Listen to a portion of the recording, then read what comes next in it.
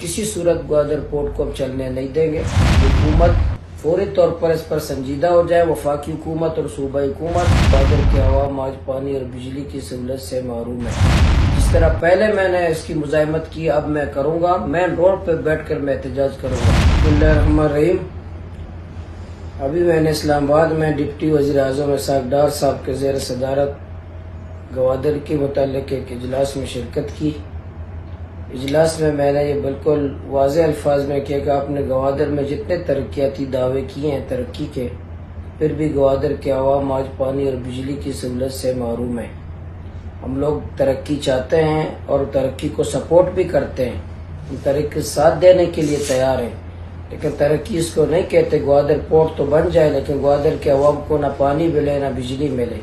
International airport تو بن جائے لیکن نہ گوادر کے عوام کو نہ پانی ہو، نہ بجلی ہو، نہ روزگار ہو، اور باقی جتنے بڑے پروجیکٹ بھی بنا دے کہ گوادر کے عوام کو بنیادی سہولیات نہ ہو۔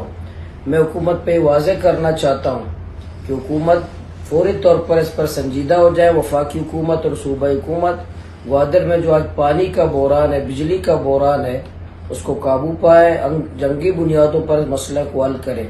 اگر حکومت گوادر پورٹ تو چلانا چاہتا ہے، گوادر پورٹ کو بجلی فراہم کرنا چاہتا ہے، گوادر پورٹ کے لیے پانی کا انتظام کرنا چاہتا ہے، لیکن گوادر کے عوام کے لیے انتظام نہ ہو تو ایسی صورت میں کسی صورت گوادر پورٹ کو ہم چلنے نہیں دیں گے۔